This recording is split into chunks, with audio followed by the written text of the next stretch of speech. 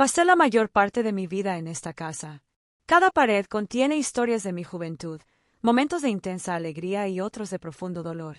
Fue entre estas habitaciones donde crié a mi único hijo, Mateo. Nació en la trastienda, en una noche de verano tan calurosa que hasta el aire parecía pesado. Estuve sola en ese nacimiento. Su padre se fue tan pronto como se enteró del embarazo y nunca volvió a saber de ella. Mateo se convirtió en mi base, la fuerza que me mantuvo firme cuando todo parecía desmoronarse. Nunca ha habido un día en el que no esté agradecido por haberlo traído al mundo. Cuando era pequeño, tenía una sonrisa que podía iluminar cualquier habitación. Le encantaba dibujar. Sus cuadernos siempre estaban llenos de castillos, coches de carreras y criaturas con alas.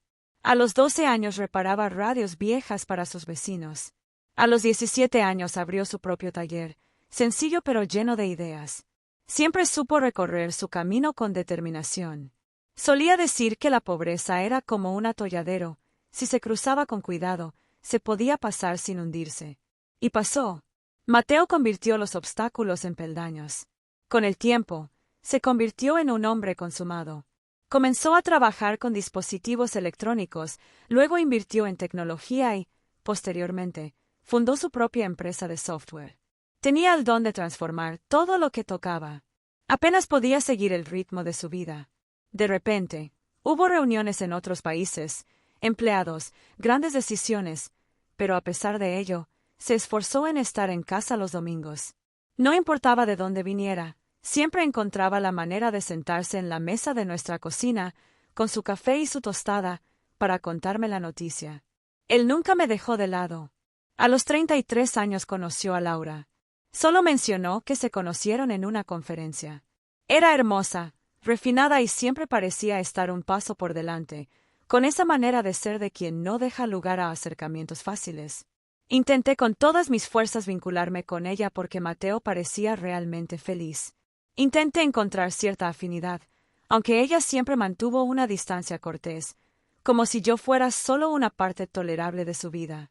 Se casaron al año siguiente, en un evento apresurado y lujoso. Rara vez me pidieron mi opinión. Mateo solo me pidió que me relajara, que todo estuviera bajo control y que disfrutara el momento. Hice lo mejor que pude para seguir su consejo, pero había una incomodidad que no podía ignorar, como si algo en el futuro se hubiera tensado en lugar de expandirse. Poco después de casarse, compraron una casa enorme en las afueras de la ciudad. Mateo me invitó a vivir con ellos, pero me negué. No quería ser una carga y además esta casa, con sus recuerdos, sus rincones, su historia, era mía. Solo le pedí que viniera a visitarme siempre que fuera posible. Y así fue durante un tiempo. Han pasado 3 años. Las visitas se hicieron cada vez más raras. Los viajes aumentaron. Se volvió más reservado, más ocupado. Aún así, siempre me llamó. Quería saber si estaba bien, si había comido, si la calefacción funcionaba. Nunca dejó de importarle. Hasta que un martes sonó el teléfono. Era Laura, llorando al otro lado de la línea. Dijo que Mateo tuvo un accidente automovilístico camino al aeropuerto. Lo llevaron al hospital, pero no sobrevivió. Recuerdo estar sentado en el suelo. No sé cómo colgué el teléfono ni cuánto tiempo estuve allí sentada, en silencio. El mundo se volvió incoloro. Lo único sólido en mi vida se había derrumbado de repente. El funeral fue rápido. Todo organizado por Laura. Ella no quería que me involucrara en nada. Dijo que Mateo ya había decidido todo, incluso los detalles de la ceremonia. Me pareció extraño que alguien tan joven hubiera planeado despedirse, pero en ese momento no tenía fuerzas para cuestionarlo. Me sentí empujado por una cadena de acontecimientos sobre los que no tenía control. Lo único que pude hacer fue firmar documentos, recibir fríos abrazos y aceptar. Unas semanas más tarde, apareció Laura.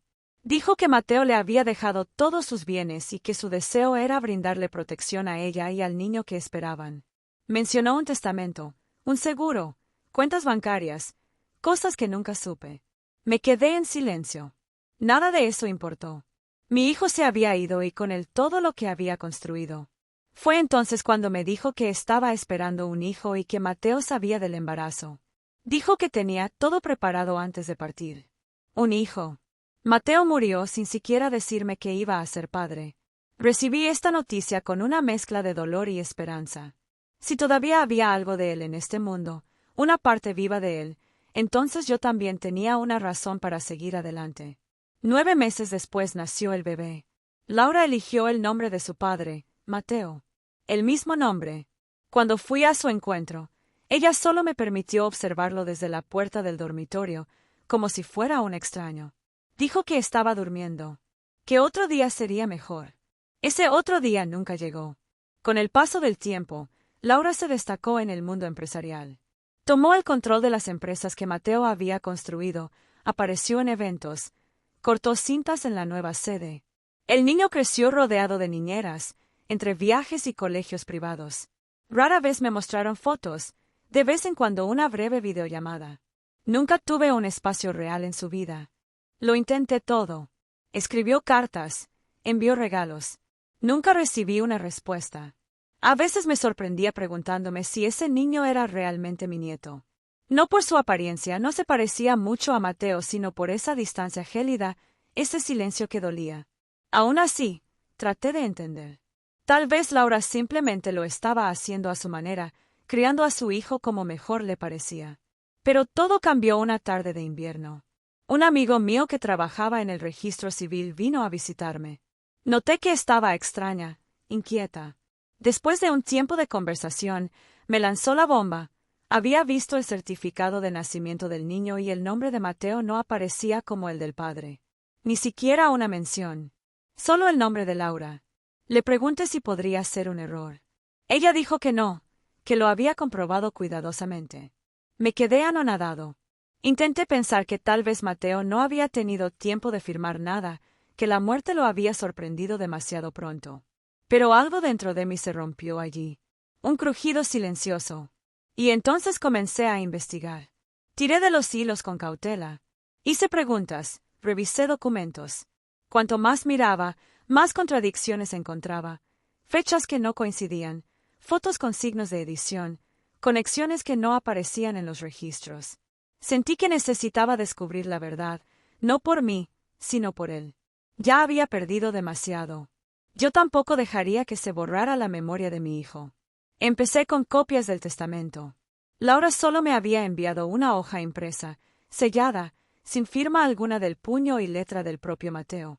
Solo un sello notarial digital.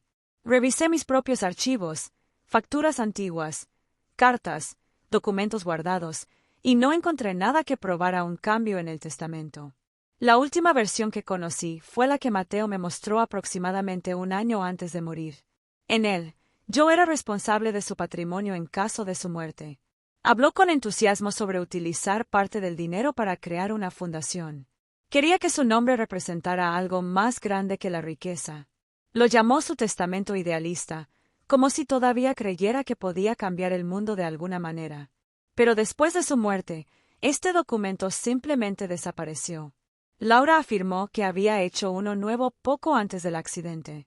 Cuando pedí ver el original, dije que lo tenía con mi abogado. Fui tras este abogado. La oficina había cerrado meses antes. Nadie sabía a dónde había ido. Era como si se hubiera evaporado. Seguí investigando. Hablé con ex socios, ex empleados. Uno de ellos, nervioso, acabó revelando que el testamento que había presentado Laura no había sido presentado en ese despacho. Nunca vio a Mateo allí. Fue entonces cuando me di cuenta de que la situación era más grave de lo que imaginaba.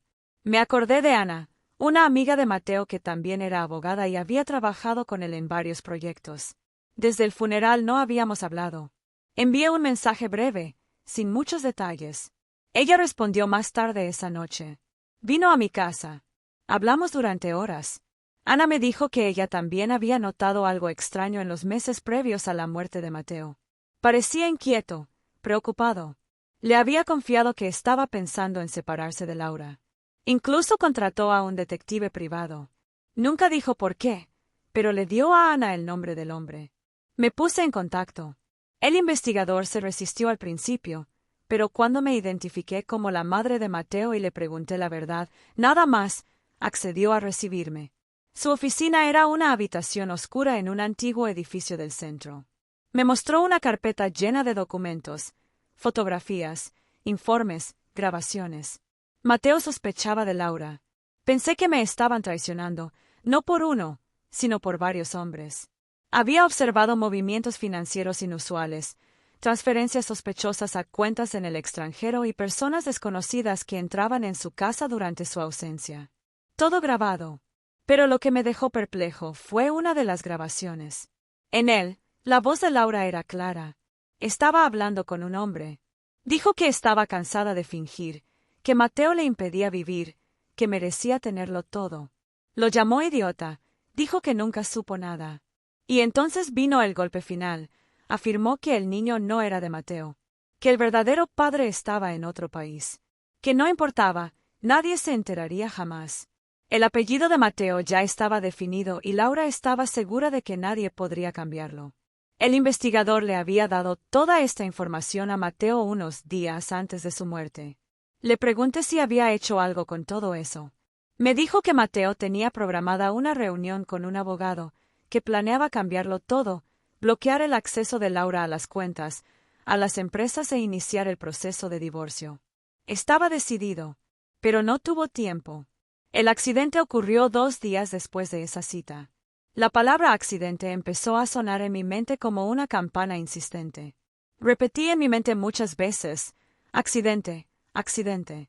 Pero ahora tenía otro peso, otra textura. Ya no era solo una muerte trágica, era una estratagema. Un movimiento planificado. Regresé al lugar donde todo había sucedido. Fui a la carretera y hablé con un mecánico local.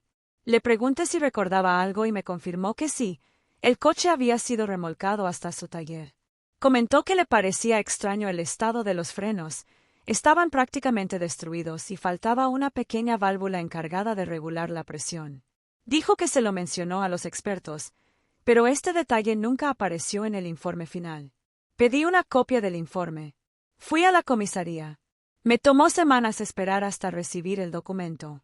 Solo habló de pérdida de control, velocidad, lluvia. Nada sobre los frenos. Nada de sabotaje.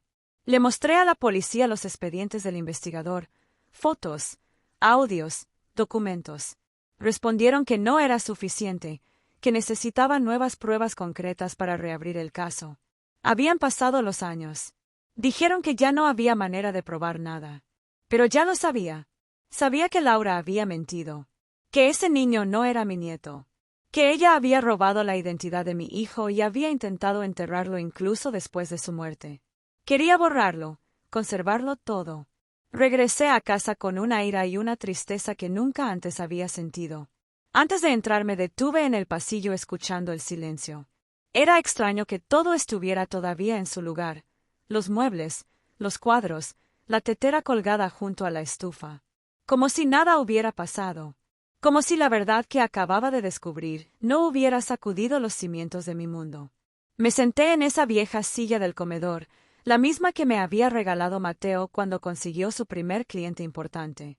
Él mismo trajo la silla en una camioneta alquilada y se aseguró de colocarla junto a la ventana, desde donde podía ver la puesta de sol. Lo vi. Cada día. A veces con él. A veces solo. Esa silla había visto tantas cosas que parecía tener memoria propia. Cayó la noche, pero no encendí la luz. Me quedé en la oscuridad, escuchando los ecos de lo que había descubierto, la mentira. El niño que Laura nunca me había dejado conocer era solo un símbolo, un instrumento para preservar el legado, el nombre, el dinero. Pensé en cuánto debió dolerle a Mateo descubrir la traición. Cuántas veces la había mirado y no la había reconocido. Cuántas noches durmió al lado de una mujer que ya planeaba su destrucción. Pero él no se dejó desanimar. Buscó la verdad. Y le costó la vida. A la mañana siguiente tomé mis decisiones. Fui al banco y pedí acceso a todo lo que todavía estaba a mi nombre. No fue mucho, pero sí suficiente. Hablé con un abogado de confianza, alguien que conocía desde hacía años. Le entregué los documentos, los audios, los informes. Dijo que no quería dinero, quería limpiar el nombre de mi hijo. Quería que el mundo supiera quién había sido y quién fue la mujer que intentó borrarlo de la historia. El abogado fue directo. Dijo que sería un proceso largo y difícil. No era sencillo anular un testamento, sobre todo después de tanto tiempo y con los bienes ya repartidos. Pero había una posibilidad, demostrar que el niño no era biológicamente hijo de Mateo. Si lo consiguiéramos, todo el edificio de Laura se derrumbaría. Lo miré a los ojos y le dije que no tenía dudas. Ese niño no llevaba la sangre de mi hijo. Toda la historia fue una invención. El abogado propuso una prueba de ADN. Necesitaríamos una muestra del niño y otra de Mateo. No tuve acceso al niño, Laura nunca lo permitió. Pero algo tenía de Mateo. Un cepillo de dientes viejo, que había dejado en casa y que yo guardaba con mimo junto con otras cosas suyas. Nunca la toqué. Sabía que algún día podría necesitarlo. Ese día había llegado. El abogado envió el material para su análisis. Mientras tanto, contratamos a otro investigador para que tomara una muestra del niño, algo desechable que no despertara sospechas, un biberón, un pañuelo, cualquier cosa. Fue difícil. Laura vivía en una comunidad cerrada, rodeada de guardias de seguridad. El niño casi no sale. Finalmente lo logramos. Un empleado de la escuela recuperó un vaso de plástico utilizado durante una fiesta en el aula. Lo entregamos al laboratorio. Las semanas que siguieron fueron las más largas de mi vida. Ya sabía la verdad, pero necesitaba el documento. Prueba legal. Y un viernes llegó el resultado. El abogado me llamó a su oficina. Me senté frente a él. Tenía el sobre en sus manos. Lo abrió con atención y leyó la página en silencio. Luego levantó la vista y confirmó: el niño no era hijo de Mateo. La verdad me atravesó como una espada, no con sorpresa, sino con firmeza. No lloré, no grité. Solo asentí, como alguien que finalmente recibe una respuesta que ha estado esperando durante años. El abogado me preguntó si quería llevar el caso más lejos. Respondí que sí. Quería impugnar el testamento. Quería que el mundo supiera que Laura no era viuda de un hombre al que amaba, sino de alguien a quien traicionó. Que ese niño no era heredero de un legado, sino pieza de un juego sucio. No buscó venganza. No quería ver a Laura destruida, solo quería la verdad. Quería que el nombre de mi hijo quedara limpio, que sus años de esfuerzo no quedaran empañados por una mentira. El proceso comenzó. Los documentos fueron entregados al tribunal. Se adjuntan las pruebas. Laura negó todo. Dijo que era una conspiración, que yo era una madre amargada incapaz de aceptar la muerte de su hijo. Dijo que el niño era, sí, de Mateo, que todo fue un invento. Pero la evidencia estaba ahí. El juez los recibió. El fiscal pidió tiempo. Se han programado audiencias. Los testigos empezaron a hablar. El investigador. Ana. El mecánico. Cada pieza encajó en su lugar. La prensa empezó a darse cuenta. No revelaron todo, pero surgieron rumores, columnas anónimas, comentarios discretos. Y, poco a poco, la imagen pública de Laura empezó a desmoronarse. Contratos perdidos. Desaparecido de los acontecimientos. Su nombre empezó a causar malestar.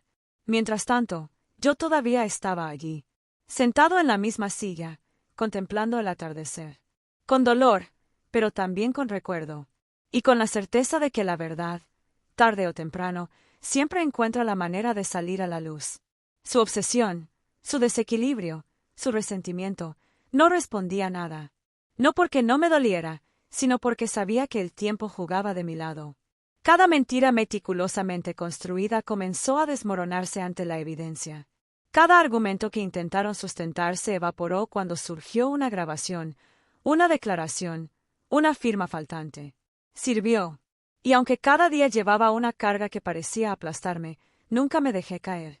Me aferré a mis rutinas como quien se aferra a una cuerda sobre un abismo. Me levanté temprano, barrí el patio, regué las plantas, preparé café y hablé con la foto de Mateo, todavía en la cómoda del pasillo. Le conté cómo iban las cosas. A veces leo en voz alta los artículos que me llegan. Dijo que no pasaría mucho tiempo, que estaba solo, sí, pero que no lo olvidarían. Los vecinos empezaron a darse cuenta. Algunos vinieron a darme fuerzas, otros me miraron con lástima, sin saber de qué lado tomar. Había quienes decían que era mejor dejarlo todo como estaba, que tocar el pasado solo traería más dolor. Pero ya había sentido este dolor. Lo sentí cuando recibí la noticia de la muerte de Mateo. Lo sentí cuando vi a Laura enterrarlo rodeada de cámaras y discursos vacíos. No se trataba de dolor. Se trataba de no permitir que la mentira reinara sobre la tumba de mi hijo. El primer golpe para Laura llegó cuando el juez ordenó reabrir el caso. Una vez cerrado como un accidente común, ahora resurgió como un libro inacabado. La policía tuvo que dar explicaciones. Se llamó a especialistas y mecánicos. El informe forense original, que decía que los frenos resultaron dañados por el impacto, fue desmentido. El auto, guardado en depósito judicial, fue inspeccionado por técnicos independientes. Descubrieron que la pieza faltante no se arrancó en el accidente, se quitó primero con herramientas. Hubo marcas, hubo intención. Los expertos se contradicen. Uno confesó que el informe ya estaba listo cuando llegó a sus manos, simplemente lo firmó. Otro dijo que solo examinó el lugar del impacto, no el vehículo. Las versiones no coincidían, pero ya no importaba. Había pruebas suficientes para que el juez considerara sospechoso el incidente. Ya no fue un accidente. Posiblemente fue un crimen. Laura fue llamada a declarar, pero se mantuvo distante y habló a través de abogados. Él negó todo. Dijo que no sabía nada, que su relación con Mateo era estable, que estaban felices esperando a su hijo. El mismo guión de siempre, pero ahora tenía agujeros. Y por esos agujeros empezó a entrar la verdad. Al mismo tiempo, avanzaba la investigación sobre la paternidad. El informe de ADN fue aceptado y el juez ordenó un nuevo examen oficial, bajo supervisión. Laura intentó detenerlo, diciendo que sería invasivo. El juez no cedió. Lo primero era el interés del caso. La prueba ha sido hecha. El resultado fue el mismo. Mateo no era el padre biológico del niño. Ese fue el golpe final. La herencia quedó bajo revisión. Activos, cuentas, acciones, todo estaba congelado. La empresa que fundó Mateo, la misma que Laura había controlado con mano de hierro desde su muerte, fue objeto de auditoría. Salieron a la luz transferencias irregulares, contratos inflados, pagos sospechosos. Laura pasó de viuda admirada a mujer investigada. Los medios cambiaron de tono. Las invitaciones cesaron. La sonrisa de las revistas se convirtió en una mueca forzada. Sus aliados se alejaron. La soledad que ella me había impuesto durante años era ahora su única compañía. Siguió el juicio. El juez ordenó una administración neutral de los bienes. Laura se quedó sin acceso, sin recursos. Tuvo que vender propiedades, recortar gastos, afrontar deudas que antes cubrió con el dinero de Mateo. E incluso en medio de tantas revelaciones, no sentí alegría. No celebré su caída. No celebré su caída. Lo que sentí fue justicia. Serena, firme, sin revanche. No borró la pérdida, no me devolvió a mi hijo. Pero limpió el barro que había sido arrojado sobre su memoria. Después de una audiencia difícil, el juez me permitió hablar. Me temblaban las manos. Hablé durante 5 minutos. Sin papeles, sin lágrimas. Solo una madre frente al abismo. Dijo que Mateo era más que cuentas bancarias y papeles. Que no luchó por dinero, sino por memoria. Que ese juicio fue para honrar a los que vivieron con rectitud. Cuando terminé, el juez miró hacia abajo. El silencio en la habitación era absoluto. Esa noche encendí una vela junto a su foto. Le dije que estábamos llegando a ese punto, que su historia ya no estaba en las manos equivocadas. Por primera vez en mucho tiempo, dormí sin problemas. Algo cambió después de ese día. No solo en la corte, sino en mí.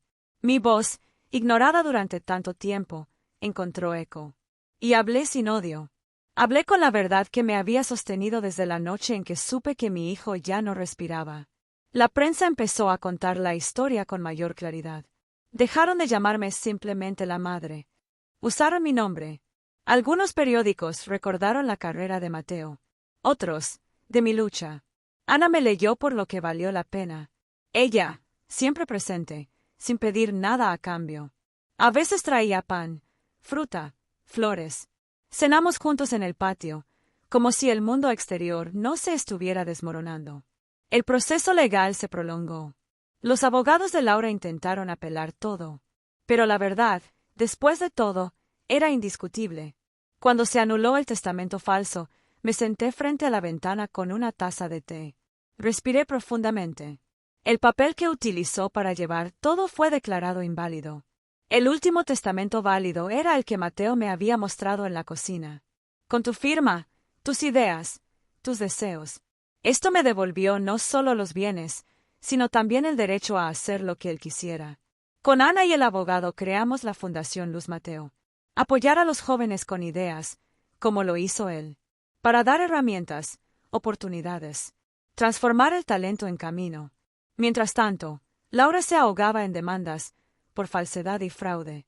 Sus cuentas bloqueadas, sus propiedades investigadas. Citaciones, inspecciones, demandas. Su cómoda vida se estaba desmoronando como papel bajo la lluvia. No la odié, pero él no pudo perdonarla. No después de usar a mi hijo como trampolín. No después de fingir estar enamorado mientras se prepara para una caída. No después de ocultarle la verdad al niño que decía amar. El niño permaneció con ella, pero bajo la supervisión de los servicios sociales. No fue mi culpa. Yo era solo una obra más en ese teatro que ella creó. Y sentí pena por él, por lo que descubrirá algún día. Pasaron los meses. La sentencia definitiva llegó un martes. Ana llegó a casa con una carpeta. Nos sentamos a la mesa. Ella me entregó los papeles. El juez reconoció que Mateo fue víctima de fraude. El falso testamento fue anulado. Todos los activos volverían a su estructura original. Como albacea, debería reorganizar todo. Lloré. No por tristeza, sino por alivio. Por haber llegado hasta aquí sin abandonar la verdad. Ana tomó mi mano. No dije nada. No era necesario nada. Empezamos. Reorganizamos empresas. Despedimos a los cómplices. Reabrimos oficinas. Llamamos a antiguos socios. Recuperamos lo que Mateo construyó con esfuerzo. Y poco a poco, su nombre volvió a ser lo que era. Respeto, ejemplo, limpieza de memoria. Continué con mi vida sencilla. No cambié de casa. Simplemente pinté la fachada, arreglé la puerta del patio y planté flores nuevas. A veces venían a visitarme jóvenes de la fundación. Otros simplemente pasaron para dar las gracias. Les dio la bienvenida a todos con café, galletas y cuentos de cuando Mateo era niño. Nunca dejé de hablar con él. A veces en voz alta, a veces en pensamiento. Dijo que su luz no se apagó, que sobrevivió a la mentira, al dolor, a la traición. Que su madre luchó por él hasta el final. Los días volvieron a ser largos y tranquilos. El juicio ha terminado. Los papeles estaban firmados. Las batallas se volvieron rutinarias. Pero no era una rutina vacía. Era paz. Ya no necesitaba demostrar nada. La verdad fue escrita, reconocida, sellada. Escribí de nuevo. Siempre tuve cuadernos. Me los regaló Mateo. Fundas con flores, frases inspiradoras. Ahora, por fin, me senté con uno de ellos en mis manos. Y dejé que las palabras salieran. Escribí sobre él. Acerca de mí. Sobre el pasado, los inviernos, las primaveras. Escribir era como abrir las ventanas después de la tormenta. Deja entrar el aire. Dejé que las palabras asimilaran, sin apresurarme. Dejo que los recuerdos se organicen solos, sin presiones. No escribí para publicar ni para guardar, sino para recordarme a mí mismo, para que si un día mi mente se cansa, mis manos tiemblan o mis ojos se nublan, pueda volver a estas páginas y encontrarme de nuevo conmigo mismo. Empecé a caminar por el barrio, por el parque, por las calles donde llevaba a Mateo cuando era pequeño. Las aceras seguían igual de agrietadas y los árboles igual de altos. Algunos vecinos ya no existían, otros envejecieron, como yo. Nos saludamos con una ligera inclinación de cabeza, como diciendo, hasta ahora todavía respiramos. Una tarde, mientras caminaba por la avenida principal, vi un cartel en el escaparate de una librería, Becas Luz Mateo para jóvenes creadores, solicitudes abiertas. Me detuve y miré el cartel como si fuera una aparición. Era una simple hoja de papel, con letras negras, pero ahí estaba su nombre. Al otro lado de la calle, el vitral reflejaba la posibilidad de que ahora otros pudieran continuar lo que él empezó. Entré a la librería y hablé con el dueño. Me dijo que había varios jóvenes interesados, una chica que quería crear un proyecto de robótica, otra que tenía ideas para una aplicación educativa. Ella me habló con entusiasmo y yo la escuché con el corazón apesadumbrado. Cuando dije que era la mamá de Mateo, él me miró como si hubiera dicho algo enorme y me abrazó. Me agradeció y no supe qué decir. Sonreí y salí de allí con el alma liviana y llena. La fundación ha crecido más de lo que imaginaba. Ana se encargó de la parte operativa, yo me encargué de la simbólica. Fui a eventos, hablé con los niños, conté chistes sobre Mateo. A veces me escuchaban con respeto, a veces con curiosidad, pero siempre con esa atención genuina que nace del amor. Les dije que creyeran en sus ideas, que no se dejaran frenar por la falta de recursos, que mi hijo también empezó de la nada, y que fue su esfuerzo, no la suerte, lo que le dio alas. Con el tiempo, algunos de estos niños empezaron a visitarme. Me trajeron sus proyectos, me mostraron fotos, me contaron sus avances. Uno de ellos me dijo que, sin la beca, lo habría dejado todo. Me dijo que cuando leyó el nombre de Mateo sintió que alguien creía en él. Le respondí que la beca era para que Mateo creyera en las personas que sabían ver más allá. Una de las visitas más especiales fue la de Clara, una chica que apenas había terminado el bachillerato cuando solicitó una beca para estudiar biotecnología. Ella venía de una familia con muchos problemas. Me dijo que cuando vio el formulario pensó que era una broma, pero lo llenó de todos modos. Pasó las entrevistas, recibió apoyo y ahora estaba en su segundo año de universidad. Cuando llegó me trajo un regalo, una planta en una maceta pintada a mano. En la vasija, con fina caligrafía, estaba escrito: «Gracias por no rendirte». Coloqué la planta en la cocina, cerca de la ventana donde brilla el sol de la mañana. Todos los días lo riego. Crece lentamente, con hojas verdes firmes, como todo lo que se cuida con cariño. En algún momento pensé en escribir la historia completa. No solo lo que viví, sino lo que sentí, lo que descubrí. Ana me apoyó, dijo que muchas personas podrían aprender de esto, no solo sobre el fraude, sino sobre el amor, sobre la memoria, sobre cómo una madre puede convertirse, al mismo tiempo, en testigo, defensora y guardiana de la verdad. Empecé a organizar mis notas, las del proceso, los informes, las visitas, pero también las demás, las del dolor de las noches de insomnio, las cartas que nunca envié, las palabras que no tuve el valor de decir. Junté todo en carpetas. No sabía si saldría a la luz, pero ya no importaba. Tenerlos allí me dio paz. Y en medio de eso, un día recibí una carta. Llegó sin remitente, solo con mi nombre, mi dirección y letras redondas. Lo abrí con manos temblorosas.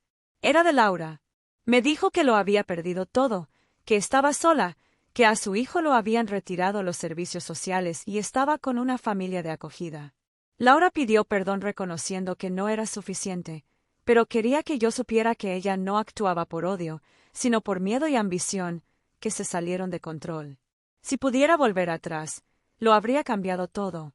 Cerré la carta y permanecí en silencio durante horas. No sentí pena, pero tampoco sentí venganza. Me di cuenta de que el ciclo se había cerrado. No había nada más que decir. Guardé la carta en el cajón, no para conservarla para siempre, sino para recordarme que, con el tiempo, incluso el daño más profundo pierde su dimensión. No todo es justicia o castigo. A veces se trata simplemente de dejar que las cosas caigan por sí solas. Con la tarjeta de Laura guardada en el cajón, algo en mí se despidió. Era como si todas las piezas finalmente hubieran encajado en su lugar, incluso aquellas que nunca quise tener. Odiaba lo que me hizo.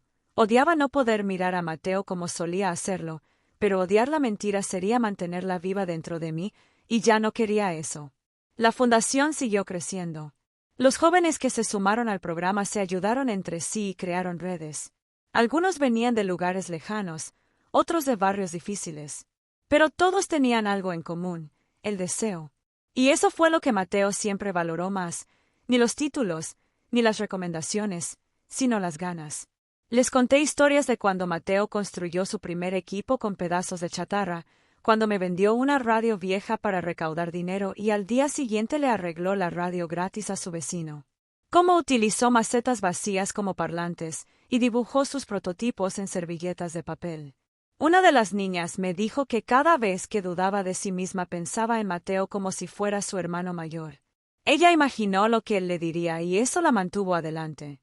Fue entonces cuando decidimos crear algo más grande.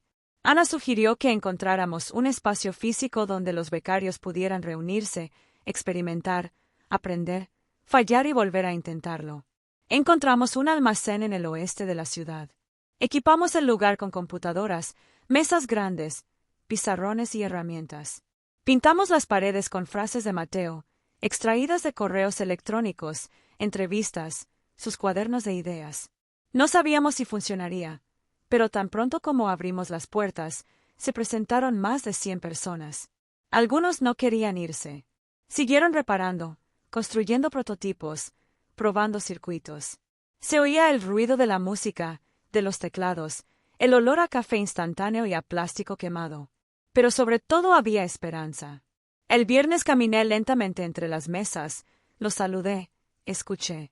Algunos me llamaban abuela, otros señora. Algunos simplemente lo sintieron en silencio, pero todos sabían quién era yo. Y me respetaban no por ser la madre de Mateo, sino por haber apoyado su nombre cuando más lo necesitaba. Un día, regresando del espacio M, pasamos por el edificio donde vivía Laura con el niño. Estaba vacío, abandonado. El conductor me dijo que nadie quería comprarlo. Sentí una punzada no de tristeza sino de asombro. Todo lo que construyó para asegurar su poder se convirtió en polvo. No sabía nada más sobre ella.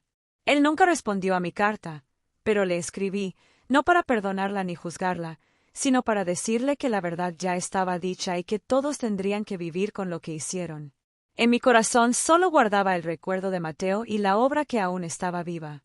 Y la base creció. En el tercer aniversario, me pidieron que hablara. No preparé nada. Subí al escenario con pasos lentos.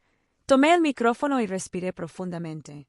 Hablé de resistencia, de cómo a veces necesitamos estar solos y esperar a que surja la verdad. Hablé del amor profundo, el que no necesita testigos, el que sostiene, el que cuida, incluso después de la muerte. Cuando terminé, no hubo aplausos ni gritos, solo un denso silencio. El silencio de quien entiende. Pasaron los años y Espaco M abrió una segunda ubicación. Supe que una habitación tenía mi nombre, Sala Teresa. Me sorprendió, pero también lo entendí. Era una manera de decir gracias, no por lo que di, sino por no rendirme. Los días pasaron y yo seguí viviendo en paz. Pero algo en mí empezó a desacelerarse. Aprendí a no tener prisa. Pasé más tiempo en la cama, no porque no pudiera moverme, sino porque aprendí a escuchar mi cuerpo y respetar su ritmo. La mañana llegó la muerte, no tenía miedo. No fue tristeza lo que sentí, sino una sensación de rendición, como cuando cierras un libro después de la última página. No con tristeza, sino con la certeza de haber vivido algo completo. Al final se hizo la paz. Cuando Ana me encontró, estaba en paz. Ahora, años después, lo veo todo desde la distancia, como algo que ya fue vivido, ya procesado, ya digerido. Vivir lo suficiente me ha enseñado que la verdad siempre sale a la luz. Y, sin siquiera esperar, llegó la verdad. Vi el nombre de Mateo escrito con respeto. Vi a jóvenes levantar la mano y decir, yo también puedo. Y ahora, sin nada más que hacer, sin más cartas que escribir, lo único que queda es el adiós. Pero no el adiós de quien se despide, sino el adiós de quien sabe que el viaje está cumplido.